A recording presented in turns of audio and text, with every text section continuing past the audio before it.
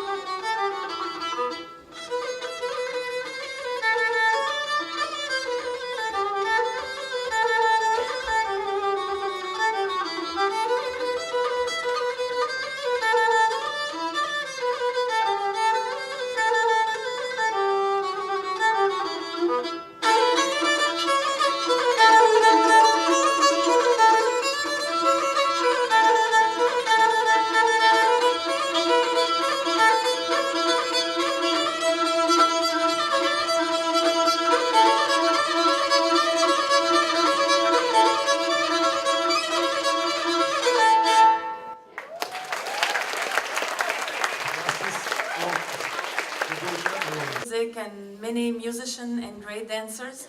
Thank you to invite us again. Our dance class is the last of the afternoon, so just before dinner. Just before dinner. And as you know, maybe some of you had already been in our class, but if you never had the chance to be in our class, you are more than welcome in our class.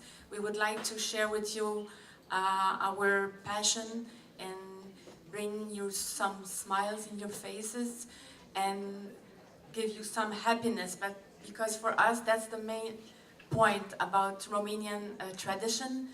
We want to share with you la joie de vivre, typically from Romania. And before the classes, just before dinner, I just want to give you a shout that give you an aperçu. When you eat, but you don't dance, Popo won't fit in your pants.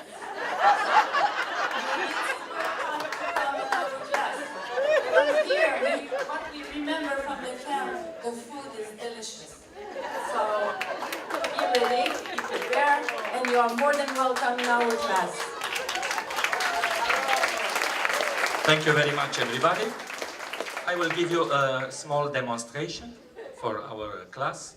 It's not difficult, everybody can do. You don't need to be a good dancer or a beginner. You need just to have a little bit fun, to feel good. Please repeat after me. Una! Una! Două! Două! Three! Three! It's enough. Iauzi un! Iauzi un! Iauzi două! Iauzi două! Iauzi three! Iauzi three! Excellent. It's not finished. Iauzi, that means listen una. Iauzi una, bate una. Iauzi una, bate una. Demonstration. Iauzi una, bate una. You just do. Iauzi una, bate una. Iauzi două, bate două. Iauzi trei, bate trei. Da.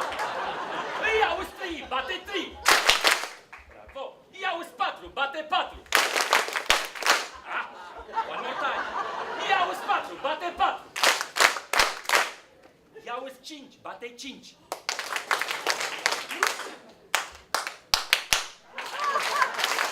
Iauzi cinci, bate cinci. Iauzi șase, bate șase. Iauzi șapte, bate șapte. We don't want to talk too much. Thank you very much.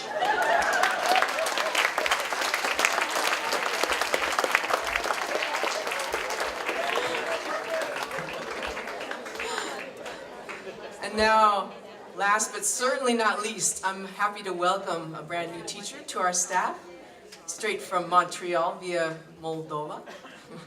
This is Sergiu Popa, who will be teaching the accordion class.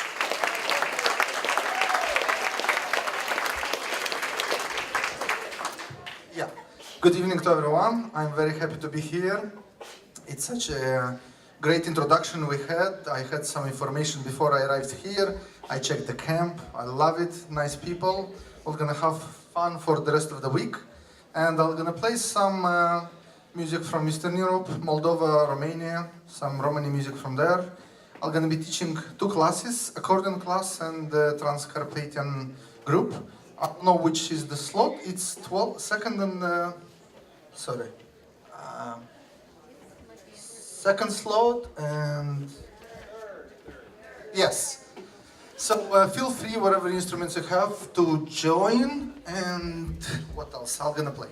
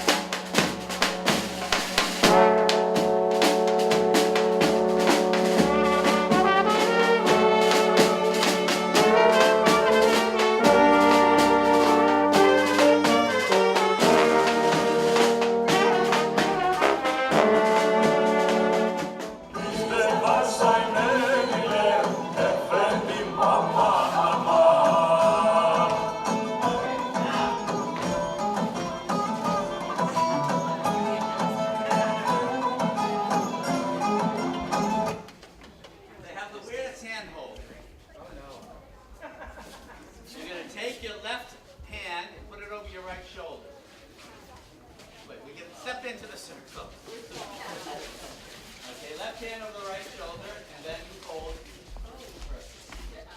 No, that's it. So you're very close to each other. Okay? So let's try this once without using. And right, left, stomp, step. Right, left, stomp, step. Right, left, stomp, and touch, and left, right, left, step. Touch, and left, right, left, step. Touch, and left, right, left, step, step, and oh, see, it works fine. Now, usually the dad. So what's the meaning of the meaning? Touch the earth, fertility. I have no idea.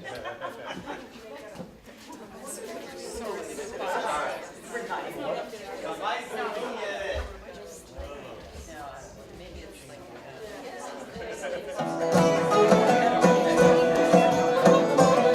The dance phrase and the music phrase don't match. Don't match with the style.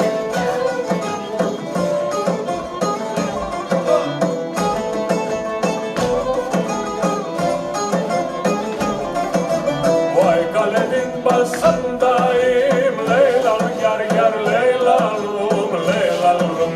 12 yaşındayım, efendim aman aman. 12 yaşındayım, efendim aman aman.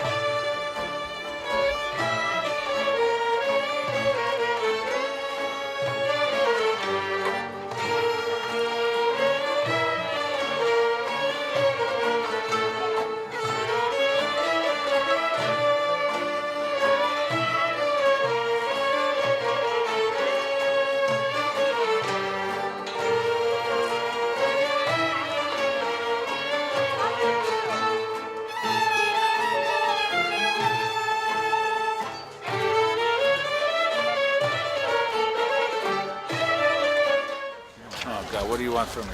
Well, not much. Who are you? What you doing here? I'm Jerry Kisslinger, and I'm here to teach tapan, dauli. What's tapan, what's dauli?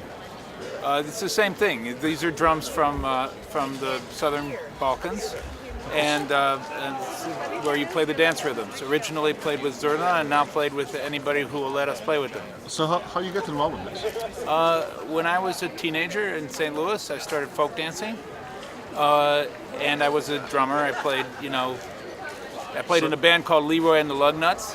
So you're from St. Louis? I'm from St. Louis, and I was folk dancing, and I started playing, for communities, and for, like church communities and Greek picnics and whatever when I was in high school.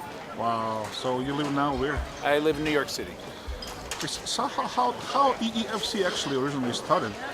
How people find this place? How you found out about this? EEFC started with a bunch of people who had heard music from the Balkans and had met some people, mostly in California, from the Balkans, and they like to go and hang out in the woods and try to learn a little bit to be able to make it happen.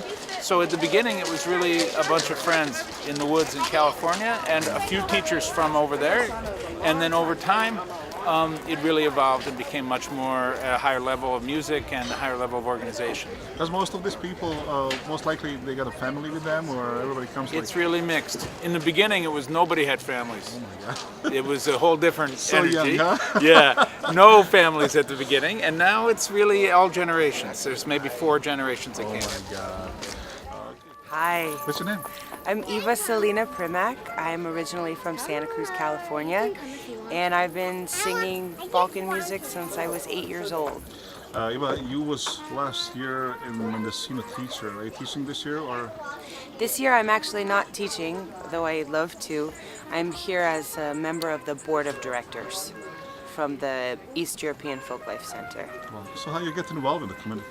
Well, I started as a child. I was always interested in different cultures, different languages and food and art and music, and I actually started singing Yiddish music.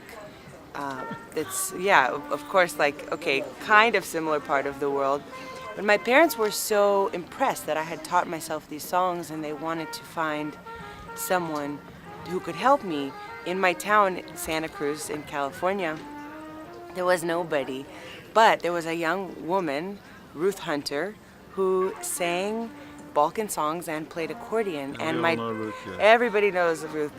I love her. She's one of my greatest inspirations. And my dad contacted her and said, would you give our kid some lessons? Like, she might like this. And it was something inside me, just like a spark, was lit. Like when you feel the pilot light go on the stove, it was that same feeling. And it's 21 years that I've been in this. What you can do with the music in Santa Cruz in California?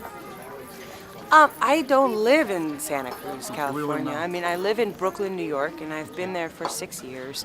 And I started coming out to the East Coast because through Balkan Camp I met people all over the country and the world who loved this music. So I had friends in New York, and then I had friends in New Mexico, and I had friends in, and like this, my life expanded.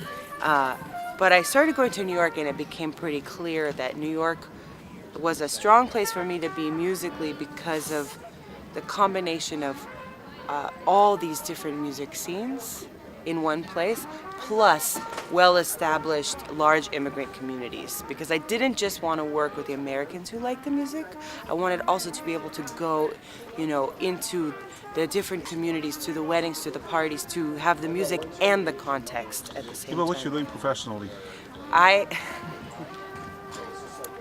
I'm a singer and a teacher. I perform Balkan music and other kinds of music. Of course, I've expanded my interests. Well, New York is a big place. I guess you have lots of places to show. It's true. And I also, I teach, try to help non-Balkan people like myself find ways to feel like themselves in the context of another tradition. So working on pronunciation, working on, all these stylistic elements, but also finding ways to really have an authentic voice, meaning authentically yourself. Ja sam Indira Kajošević-Škorić I ovdje sam sa mojim sinom Htjela sam da upozna muziku sa Balkana, iz Istočne Evrope i Centralne Evrope na način koji je zapravo vrlo neobičan, zato što su to Amerikanci koji su naučili našu muziku ili koji dovode ljude, prave muzičare ili iz Amerike koji žive ovdje kao imigranti ili iz krajeva Jugoslavije bivše, iz Bosne, iz Srbije ili iz Makedonije, da onda zajedno sviraju. Poznati pisac je rekao, ljudi se najljepše sjećaju u muzici i muzika je najljepši način zaborava. I to je zapravo ona priča koju želim da moje dijete nauči o našoj zemlji. Ne samo ono što posebne knjige u istoriji govore, kao profesorka istorije, ja znam da je to vrlo često materijal koji je obojen raznim ideologijama ili idejama i tako možda i treba da bude, ali ja želim da moje dijete zapravo osjeća naš prostor na način koji je vrlo neobičan i identitan. I to mislim da ovaj kamp pruža. Hvala Indira, hvala Indira. Gdje živite u Americi inače?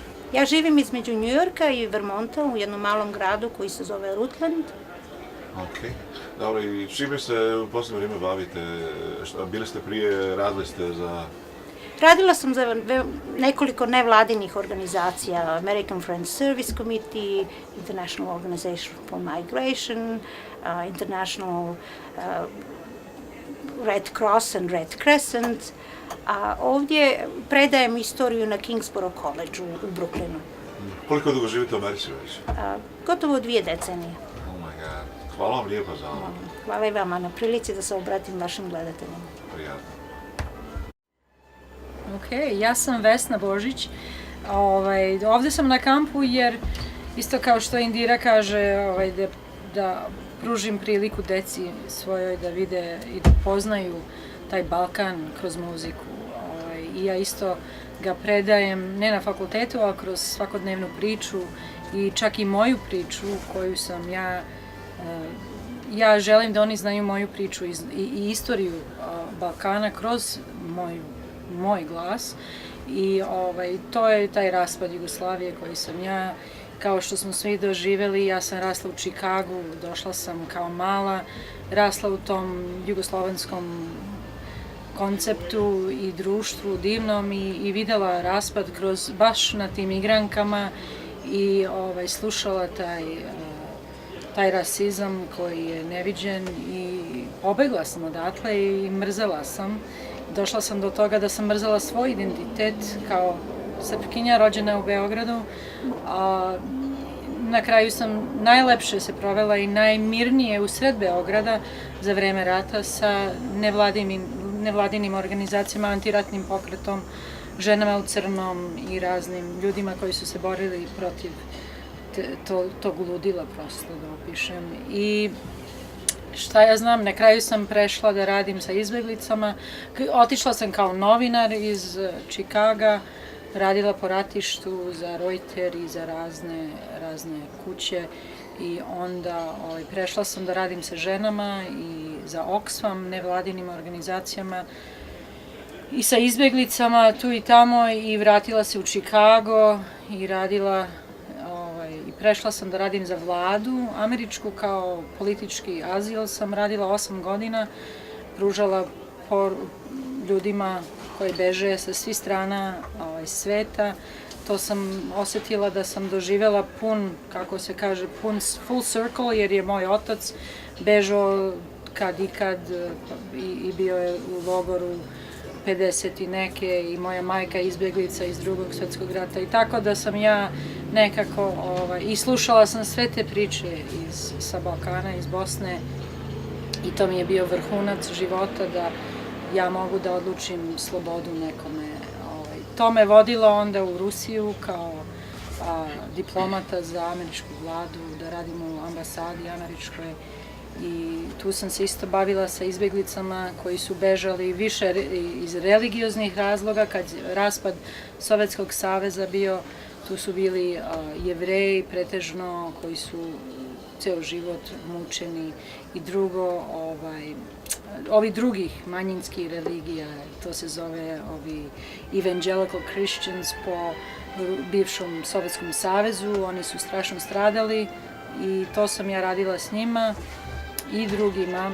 I onda sam se vratila, imala prilike da se vratim i dalje sa immigrationom gdje radim i izabrala sam Vermont jer je po meni najprogresivnija država u Americi po socijalnim i političkim, intelektualnim pitanjima. Jedno zdravo društvo, nisam želela nikad više da se susednem sa maloumnim ljudima po Čikagu, da oprostim, stvarno ne želim nikakve takve dijaloge. Ranije sam ja bila vrlo veliki buntovnik i svađala se za vreme tih, da kažem, sedeljkama. Sad me to više, digla sam ruke i hoću da stvarno naučim i svojoj deci, da pružim priliku i sebi, da naučim opet da primim taj Balkan kako je bio. I zato sam na ovaj kamp došla. Povela me Indira. Indira i ja sam se upoznala 92. godine u sred Beograda u Međunarodnom centru Crveni krst i Crescent, jel? Red Cross i Red Crescent u Beogradu. Tu smo se upoznali, ona je bila press officer i ja sam tražila informacije o izbjeglicama, radila sam istraživanje za razne novine. Ja sam radila kao istraživač fixer, to se zvalo, za Newsweek, za sve ove glavne. Oni mi rekli hoće priču o Romima, o biznisima, o mafiji, o ovome, onome. Ja sam u Srpkinji iz Mostara koja je pobjegla. Ja sam to istraživala, njima sources i priče i povezala milion ljudi sa raznim dobrim ljudima. Eto, i hvala Mensure, baš mi je drago da se upoznamo. Evo vidiš, neobični ljudi na neobičnim mjestima. Ko bi rekao da se susrećemo ovako na New York negdje, eto vidiš. Ispravit ću se različite sudbine, ali dobro, hvala ti lijepo za ovu priču. Hvala vam. I'm Emerson Hawley, I'm an American, and I've been interested in this music and this dance for a long time. Maybe my first wife took me dancing, and I did dances from the Balkans the first time in about 1960, so it's been over 50 years now that I've been doing this. And there are groups of Americans who do these dances and listen to this music because they love the way the dance moves, they love the way the music sounds, and so I have a history of doing these dances. I'm not a professional dancer or musician. I'm a biomedical engineer. I've worked in mainly academic settings. I was a biomedical engineer at Downstate Medical School, part of SUNY, for 30 years, but I'm retired now. But at some point in time in the history of dancing, a number of us started to play this music. We liked the music so much, and we had been musicians in the past. I learned brass instruments and played in orchestras and classical orchestras, playing Brahms and stuff like that. So we decided we would try to play this music. And then about 30 years ago, exactly 30 years ago as it turns out, this organization, the East European Folklife Center, started a camp on the East Coast. There had been a camp for a few years on the West Coast, and a number of us who were dancers at the time, primarily dancers, came to this camp, and there was a brass band class playing the music from Bulgaria and Serbia, the brass music in Romania and northern Greece, the parts of the world where there is a tradition of brass band, and we loved it. And we got home from camp and said, hey, we have to keep doing this. We can't just do this once a year. So we started playing together, and we formed a band named Zlatne Uste, which is grammatically incorrect, and we know it. And you did anyway. every Slavic speaking person who we see says, you know, that's not right. But it's way too late to change it, and our band has been together now for 30 years. So our anniversary, our 30th anniversary, is the same as the camps, and we had the opportunity to go to Serbia to play at the Gucha trumpet festival, Sabor Trubaci. That's not quite red. Anyway, Sabor Trubaci, you close. Okay, Sabor Trubaci. And we had an opportunity to do that, and when we did that, our eyes were opened.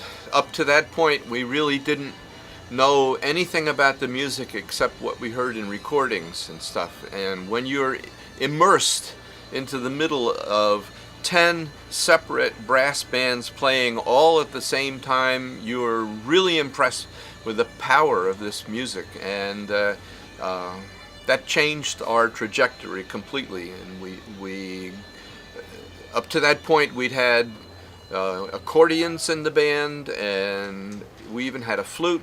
At that point in time, we bought instruments that the brass band players there use, and we've been trying to play the music as played in the Balkans. And we've been back to festivals in Serbia now a total of 6 times, including the first time. And we've made contacts with musicians there and have studied with bands.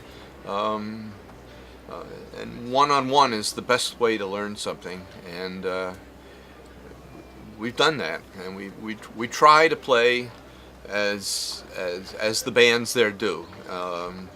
Although we have no dreams of actually being as good as they are, we all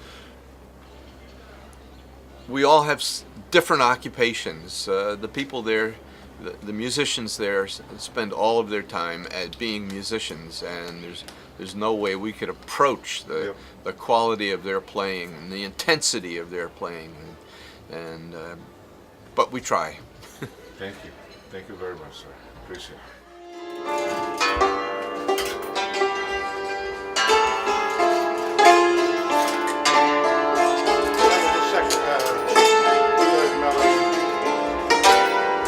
And the last part of the so that's the whole thing. Do it again. G A B.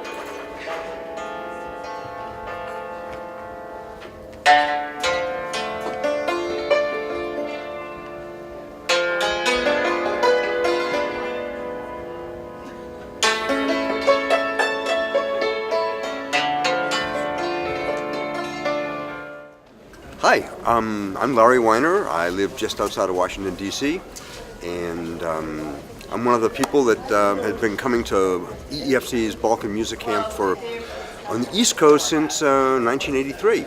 And if I feel like I miss a year, I feel like an arm is being cut off. And it's an important part of my life because I'm part of this virtual community. There are people that come to this camp from all over the world. It's totally amazing. So if you want to learn Bosnian songs, if you want to learn Bulgarian songs, if you want to do Greek dances, anything from the Balkans, it is here. It's just a fantastic experience. And if you are at all attracted to traditional music from the Balkans, this is the place to be. Actually, the place to be is to go over there first and then to see that it exists here. So travel to the old country and then come back here and enjoy it with us. Thank you, Larry.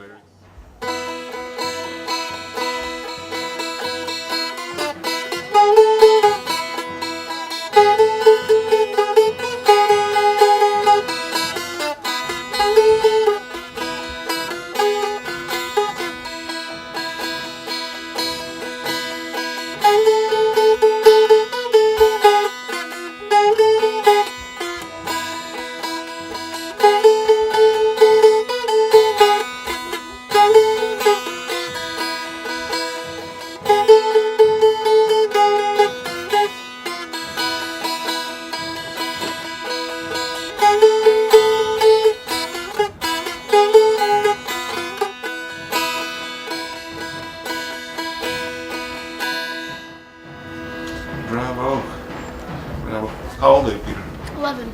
So, how come you ended up at this camp? My grandparents have been going to this camp for a long time, and I don't know how they ended up getting here, but one day in the summer when I think I had just finished second grade. One summer they asked if I'd like to come, so I said, sure, that sounds fun. Okay. And So what kind of classes are you taking now? currently I'm taking the first kids class. I have second period free. Then I'm in the Transcarp Ensemble and Church Nation, which is the kids band. And I'm taking a tambura class, which is why I have this. Wow. How come tambura? Where did that come from? Well, earlier this summer, I went to the other Balkan camp, which is in California. It's Mendocino, and they had a kids singing class, which is pretty cool. So I took that, and there was this one song that we did. It's from Macedonia, Idi Dago Sakash. That's what I just played, and it had a tambura accompaniment. Originally, we just sang the song and strummed. It would have been in C, but it's currently not. I think this is E sharp, I think. So I did that, and I asked to learn the instrumental, which is the,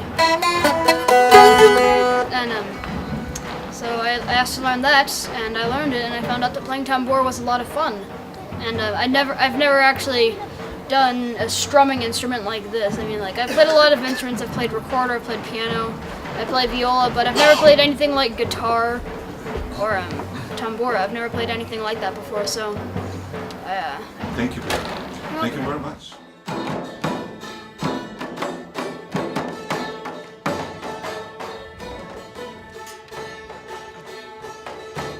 Okay, let's also practice. If you miss the pattern, it's okay, especially with two drums. You can take a second to collect yourself and try to keep the music going. Okay? So, two ta ta ta, two ta ta, two ta ta ta, two ta two, two ta ta ta. Again. Keep saying it.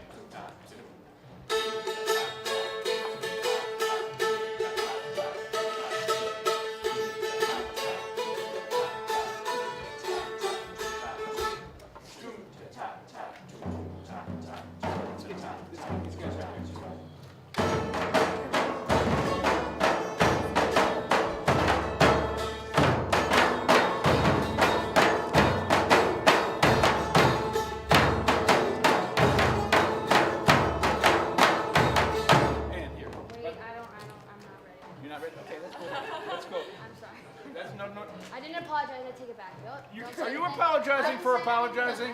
Oh man, we're really, okay. We're in a shrug-free zone, right? So, okay, let's take it. How about this whole swath? What's the term for a group of tapan players, like a flock, a thunder? Yeah, let's So this thunderette right here. Okay, this group.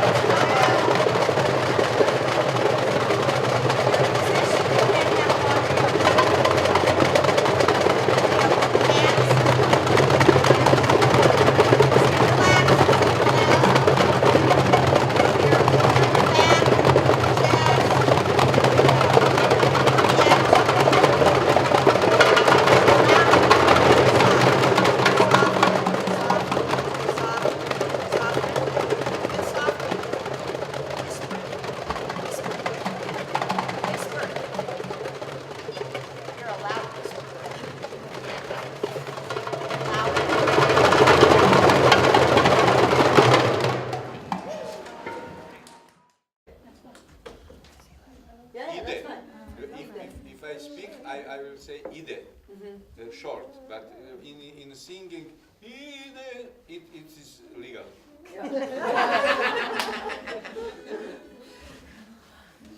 Treba da snimiš malo. I'm snimam. Mislio da snimio moj engleski. Don't worry. Yeah, sure. He recorded my English. That's all right, don't worry about it. We're not here because of English, because of you playing, not speaking. Don't worry about it. Shall we sing part of Sokole for Manson? Or this one? This one. We are inside of this. Thank you. You will get only one song because To get the other one, you have to buy you could make CD from our singing. Only one. Always. Okay, ready? Ide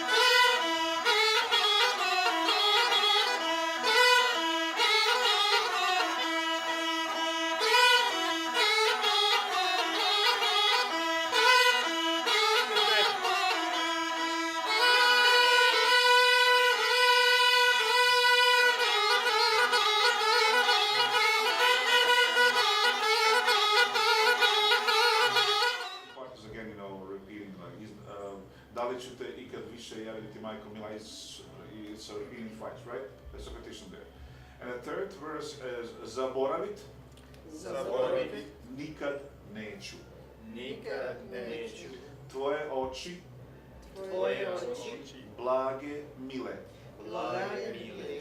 I ručice, majko tvoje. I ručice, majko tvoje. Koje su me odhranile. Koje su me odhranile. Yes. Okay. Let me just play this song once for you, then we're gonna go over and over because I got 4 good songs here. And I didn't make a copy on the other side of this High Sounds Gospel. I don't know if you ever heard of it. yeah. But this is a very good song, so I'm going to make a copy of that. On this file that I gave you guys, you're going to find a lot of good music. Okay. Also, I do have 2 books, which that guy with the accordion, Romanian Moldovan guy, I gave to him, and I'm going to get it today. So if you want it tomorrow, you can copy it, anything you want. Because I think he's going to be all right. He says he's going to get me back today.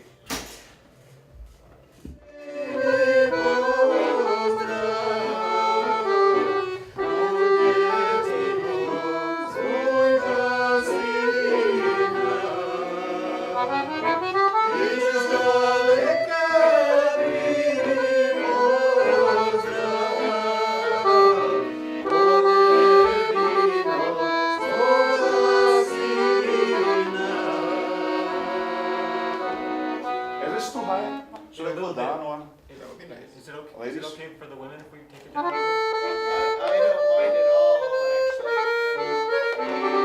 Is this better? Yeah, that's right. It's either too high or too low. Let's go to that.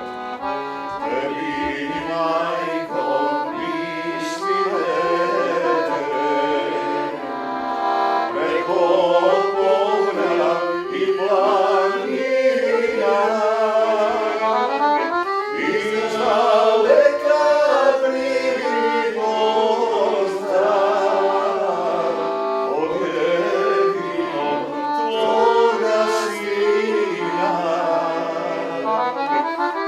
Izdaleka primi pozdrav od jedinog tvoga sina. Okay, we're gonna split again in a verse with you, in the last part of the verse.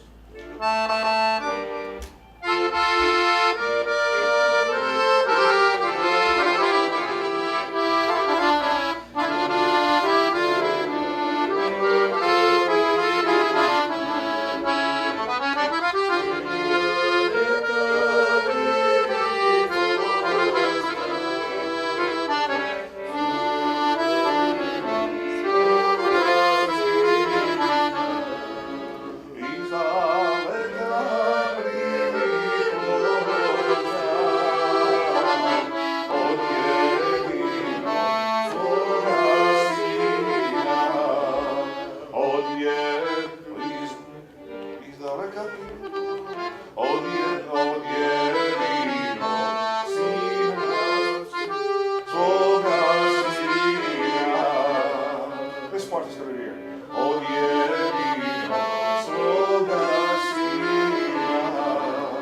So we're gonna guys sing the second word part right now, and they're gonna lead the melody.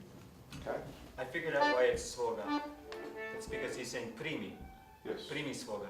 Yeah. Yes. Okay. You're good with the language. Did you study that, or you? All right. But if you look at the word by itself, it doesn't make any sense. But if you look back, then it makes sense.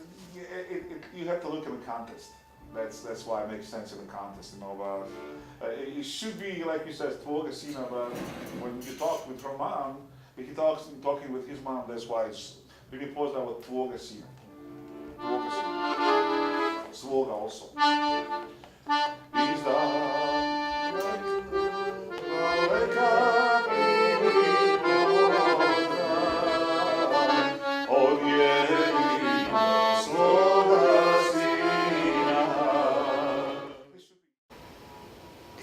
I'm Carol Silverman, and I was born in New York, and now I live in Eugene, Oregon. I'm a professor of cultural anthropology and folklore at the University of Oregon, and I specialize in the cultures of the Balkans, music and politics, the context, ritual, human rights, the history of the music, and of course the most important thing is the cultural context of the music.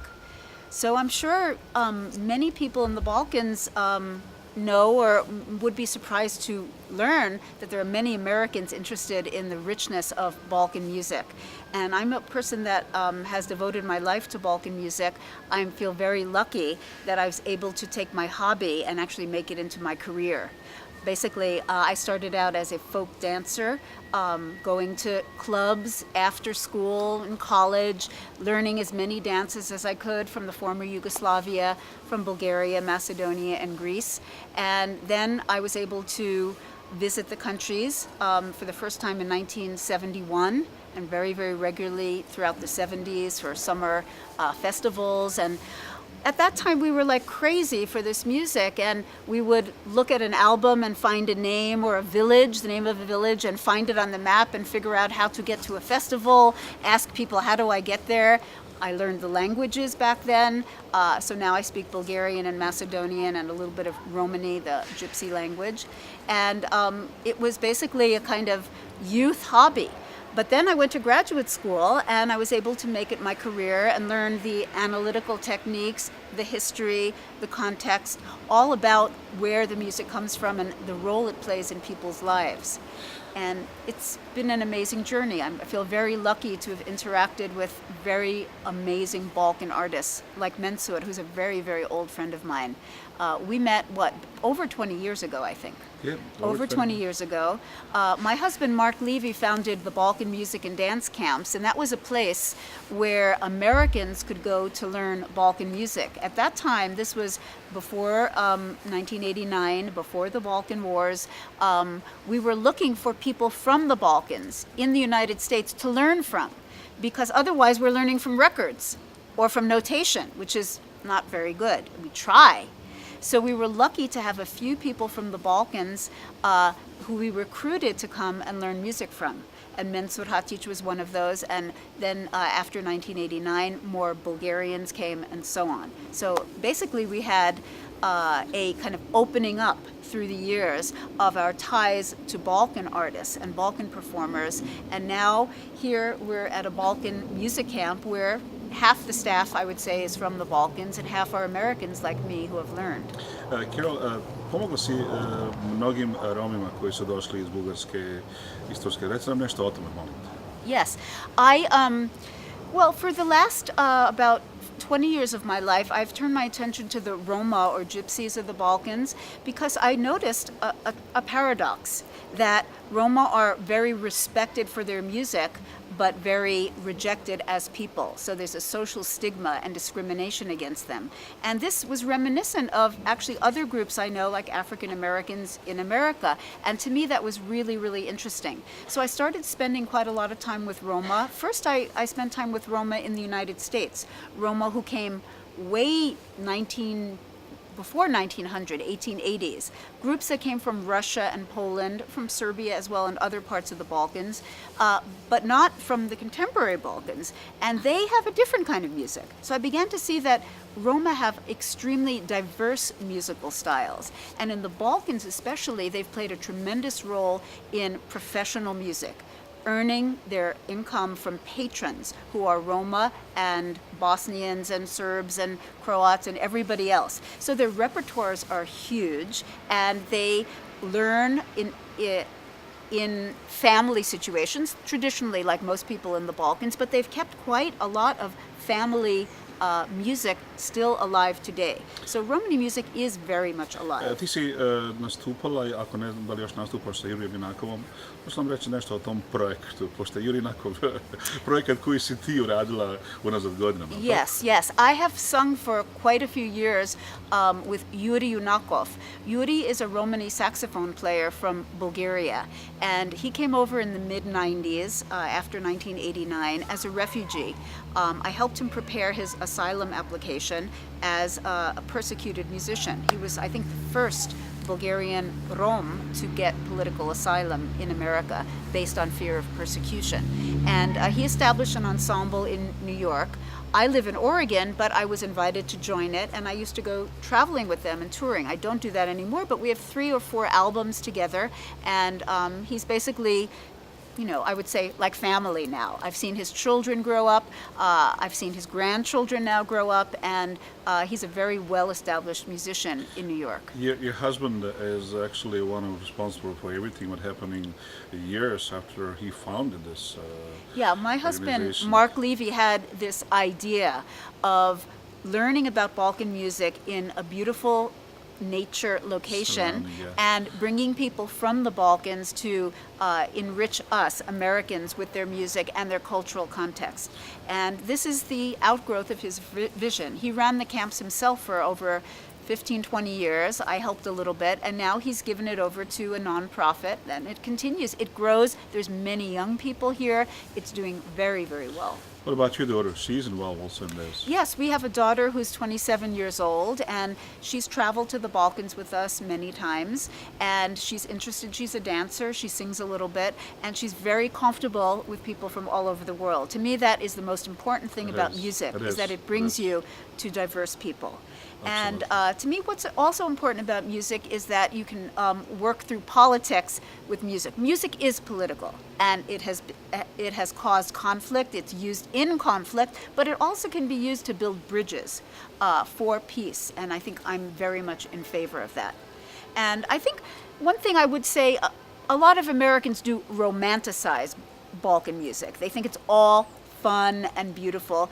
Those people from the Balkans know music is part of life, and life is both good and bad. It's part of conflict, it's part of war, and we always have to remember the cultural context. So I'd say my role in this type of camp is to bring more of the cultural background and the history.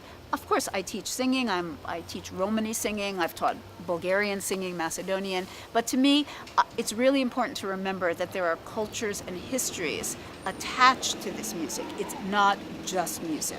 Do you have any message for Romania, Roma population in St. Louis? Well, in the Roma I've language? met a few Roma in San Francisco. I know that there are quite a few Bosnian Roma in San Francisco, maybe some Macedonian Roma. A lot of them in St. Louis also. Yes, yes, that's fascinating to me. I'd like to get to know them better, and I'm sure they are doing their own music, having their own weddings. In fact, you took me to a Romani Yes, wedding. yes, We went together. yes, It was yes. wonderful. Yeah. Okay. So any message in Roma language? Bahtalo, sastipe, that means luck and happiness. Ja devlesa, go with God. Okay. As far as I know, and we know each other for over 20 years, I was told, I don't know from you or somebody else, that you lived in Macedonia with Roma family a long time ago. Yes, I did. I lived with a Romani family in 1990 in Shuto Rizori, Shutka. This was when Yugoslavia was whole, and Shutka is the well-known gypsy village in Macedonia, yes, right? there's over Huge one. 40,000 Roma there. Wow. And basically, I met Roma in New York. I'm born in New York, and in the Bronx, there are Roma from Macedonia. And in the same neighborhood where I grew up, the Romani families have settled. So I met Roma there, and we started talking, and they said, oh, we're from Shutka, or we're from Prilep, we're from Bitola. You should visit my uncles, my relatives, when you go there, because they actually were not traveling as much as I was. I'll give you a video, I'll give you whatever to bring to my family. And the Roma in New York actually helped me connect with Roma in Shutka and in Prilep. And they got me a place to stay with the family. So I lived in Shutka for 7 months. My family came, my parents came. They were over 70 years old. The Roma were very, very open and built a special room for them and a special bathroom for them. It was very honored to have elderly people there. My daughter was 3 years old at the time she was with me, and my husband was with me too for the last part. He came to learn surla, the surla music. And so I was learning singing, but I was basically doing work about the community. what is shutka, what is music there, how are the weddings structured, who gets paid, what are the rituals, and it was really an amazing experience. And then unfortunately right after that, the wars broke out. Macedonia became independent. I mean, not unfortunately, but it is independent now. And Shutka is still a very, very vibrant place, very vibrant, but things are very different in the former Yugoslavia. I'm sure you all know that. And I have very good memories of Yugoslavia. I have memories now, recently I've traveled to Macedonia. I haven't been to Bosnia recently. My first trip to Bosnia was 1972. And I went through the country on in a car with friends, looking for the oldest type of music. See, that was my youthful stage. I was looking for old music. Now I'm old, I'm looking for new music. You're not old. Isn't that interesting? Thank you, Carol. Thank you very much. Thank you very much. My Thank old friend, you. Carol Silverman, professor of anthropology at Eugene, Oregon. Thank you. Thank you, Mensur. Okay. Hi, Lauren. How you doing? Hello, I'm good. How are you? Okay. Tell us a little bit about yourself and how you ended up in camp. You know, how What long would you you were like to involved. know? Everything. I started out folk dancing when I was probably 7 or 8 years old with my parents who used to take me. They liked international folk dancing. And something about Bulgarian, Macedonian, Serbian music really caught my ear. I have no idea why. It's a mystery. I don't know whether I was somebody from the Slavic world in a previous life, possibly so. But I got really smitten and I danced every week, and when I got old enough, I decided to take a trip to the Balkans and see what the heck the countries were like that had this incredible music and dance. And that started a lifelong interest for me of playing and singing in a way that I never knew existed. Because I grew up, I was a classical pianist and I played violin and, you know, country music, American folk music and rock and roll, and that's what I knew. But once I found Balkan music and dance, That's it. that was, life took a whole different road. And I've never looked back, and it's great. I remember you playing with a bunch of Balkan people. Can you tell us who you was playing with and how long? And Yeah, as a result of these camps in 1994, I think it was, a saxophone player by the name of Yuri Yunakov came to the United States, and he had come to play some weddings in the Bronx, and somehow Carol Silverman had met him, who is another one of the teachers from the camp, and he was invited to teach here at camp, and I met him, and he wasn't particularly interested in the fact that I could play accordion, but when he formed a band and realized that he needed a keyboard player, when he found out that I could play keyboard, he invited me to join his band. And I played with him for several years, and that was quite an amazing experience because he's a professional player, and it was very exciting and very, very thrilling. so you are a teacher or just student this year? I'm teaching a basic Balkan singing class this year. All right, doke. And you got new accordion. I have a new also. accordion. So A new old accordion. You like your baby? I like things about my baby. What is it? It's a Bologna Burini. Bologna Burini. Something new. I never heard before about it. No, it's an Italian company. It's a pretty good quality instrument. It's just not famous, especially in the Balkans where the number one, everybody wants a Mercedes and a Guarini, right? Well, okay, not a Mercedes necessary, but Guarini, absolutely. Or BMW. So this is like, you know. So this is BMW, right? Maybe. Okay. Thank you. Not dear. even a BMW, something Thank you very else. much. Appreciate it. All right, my name is Matthew Schreiber. I live in Maine, in the northeast of the United States. And I've been playing accordion for about 10 years. But it was an instrument that I first had as a child when I was about 10 years old.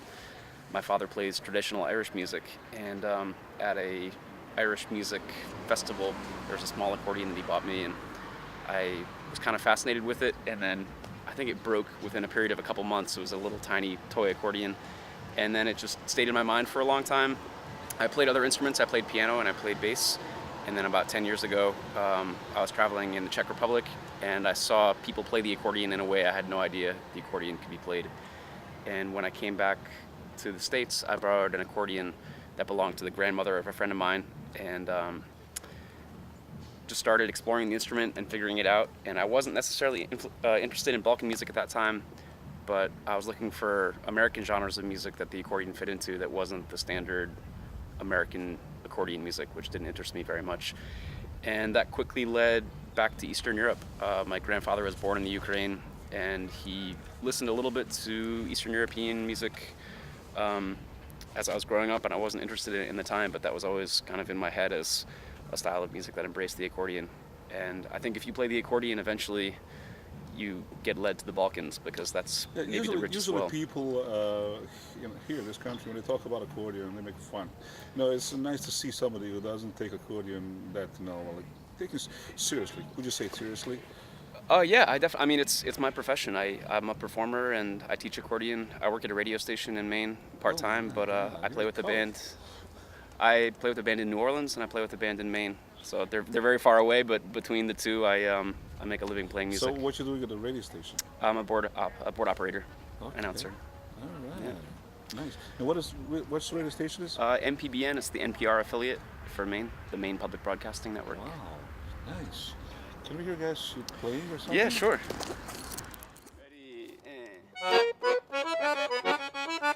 Were we doing some breaks? Oh, whatever, we'll just play.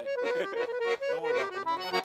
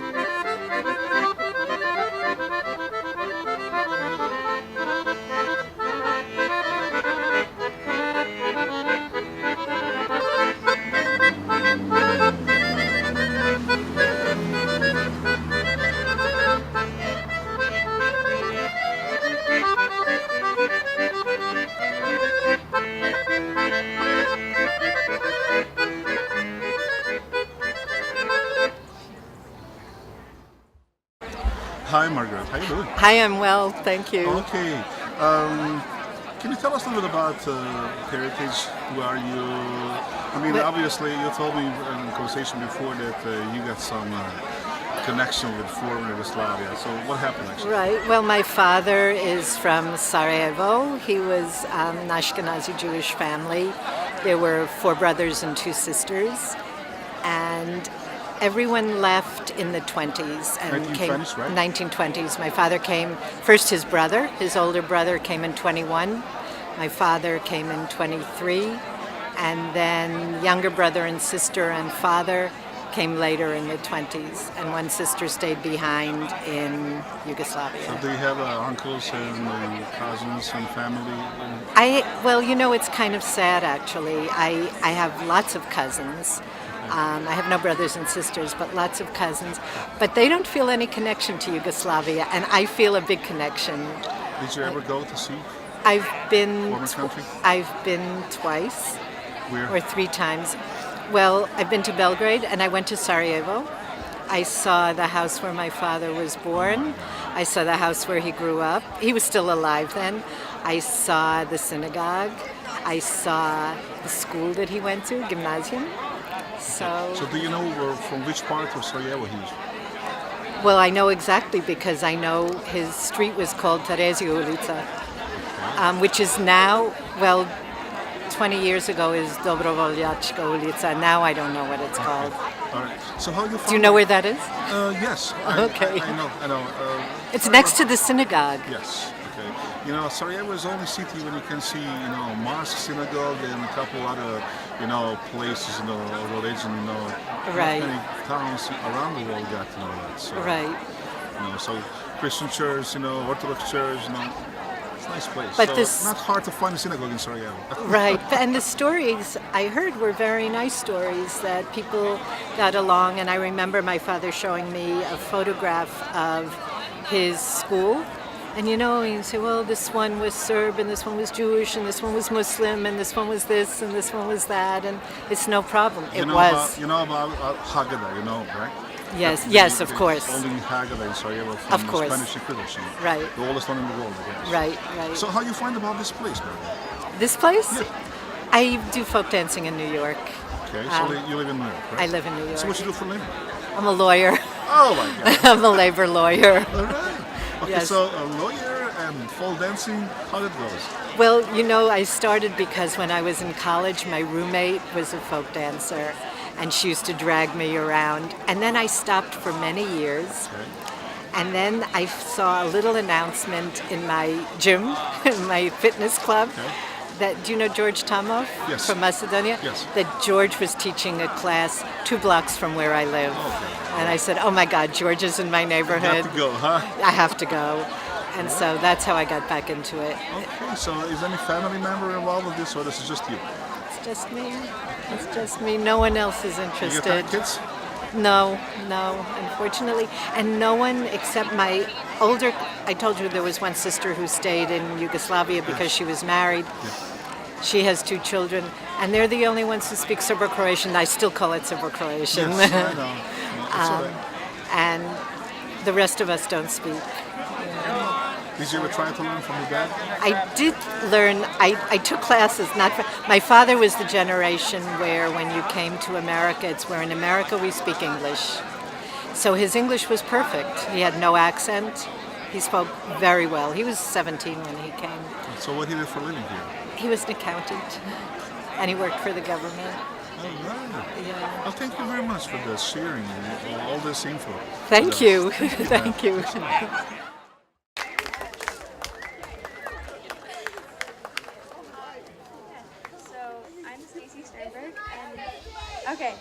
I'm Stacy Sternberg, and actually my parents met, not at Balkan Camp, but they met folk dancing. They met while they were folk dancing in George Tomov's dance ensemble. So this has been a really big part of my life ever since I was a really little girl. And it's really cool because my mom started helping Marlies with the kids class when I was about 5, 6, somewhere around there. But now I'm helping with the kids class, so I thought it was a nice way to bring it full circle, you know. Actually, my earliest memory is from a folk dance camp. It's not from a New York folk dance camp, it's from a Texas folk dance camp, but still. Earliest memory ever, I just turned 2 actually, I think, or had I just turned 3? Anyway, but I remember vividly every single thing about this one dance party in Texas. I don't know why, but first vivid memory. Yeah. It's just really important to me, and I'm really glad to be a part of this community because it's like another family. Hi, I'm Nathan Woolman. I just recently joined the What Cheer Brigade. I just want to say that this camp, Zlatne Iste, and the members of Zlatne Iste, specifically Michael Ginsberg, Catherine Foster, and Sarah Furholt, were a huge part of my musical development and learning how to play with bands, specifically brass bands, and the understanding community that gave me both the opportunity and the skills and the confidence to do what I'm doing now, to quite literally follow my dream. I really appreciate that.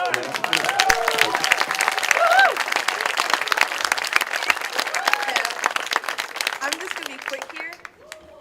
Growing up in the Balkan community, I always thought that I was one of the coolest kids around my friends because I got to party with drunk people. So all the parents here, you're raising your kids right.